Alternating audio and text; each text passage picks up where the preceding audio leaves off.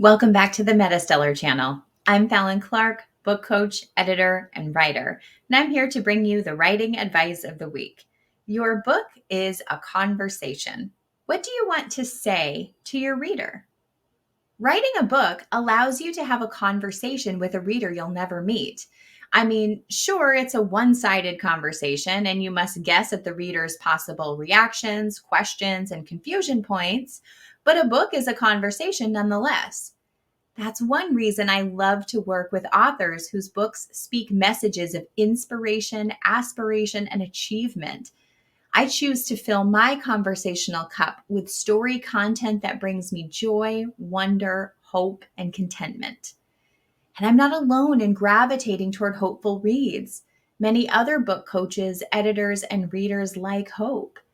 Hope, that universal, genre independent, powerful human need, is important for us all. It reminds us of the potential in the world, of the creativity. It reminds us of beauty. Your book allows you to send a message of hope, a message of beauty, a message of good to your reader. Bringing your reader those good vibes doesn't have to feel complicated. First, in this week's advice comes from Sarah Lynn Richard for Women Writers Women's Books, who writes that there is one writing requirement: have fun. Richard's advice is especially important for when writing hopeful stories. Similarly to the way you can hear a smile over the phone, your readers can feel whether you had fun while writing, even if your story characters aren't having fun. When writing those characters, remember, readers bond with characters they recognize, people they see in their everyday lives, including themselves. There are 8.1 billion humans on Earth, 8.1 billion sets of experiences. The second piece of writing advice for this week comes from Samantha Cameron for Jane Friedman. And Cameron shares writing the other, 4 not so easy but doable steps. The steps really are doable, and your story will be all the more relatable and bond-withable for it. Beyond the fun and relatability, this week's advice included several nuggets suitable across genres, tropes, archetypes, and structures to help you have better conversations with your readers. Literary Devices to Compare and Contrast by Joni M. Fisher for Florida Writers Association blog offers a snappy little review of analogy, antithesis, metaphor, and simile to pick up if those terms are unfamiliar, or if you want a general refresher to get those ideas bubbling. Remember that using certain devices may well depend on genre.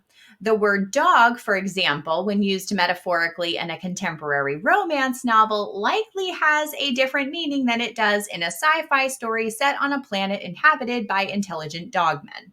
And humans are great at not actually saying what they mean or meaning what they say. Unveiling Subtext, The Power of Indirect Communication in Story by Zena Del Lowe for the Right Conversation provides insight into the covert communication hidden beneath the words your characters say and how to leverage the power of subtext for meaning and characterization. Crafting the Hook, Why Your Novel's First Line is Crucial by Fallon Clark for Written Word Media reviews that all-important introduction to your story world, including 4 qualities of good openers and some examples to get you thinking in first lines.